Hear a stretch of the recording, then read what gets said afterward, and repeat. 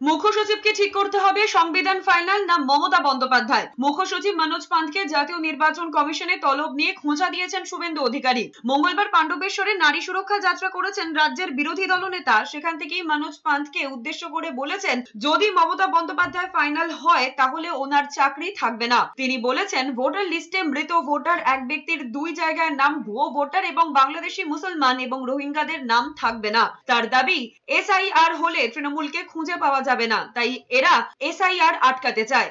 মনোজ পান্থ, আপনাকে ঠিক করতে হবে সংবিধান ফাইনাল না মমতা ফাইনাল। যদি মমতা ফাইনাল হয় আপনার চাকরি থাকবে না। সংবিধানই ফাইনাল আমাদের দেশে।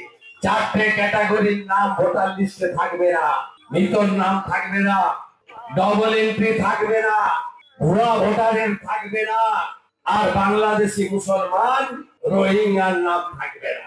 এসআইআর হলে তৃণমূলকে খুঁজে পাওয়া যাবে না।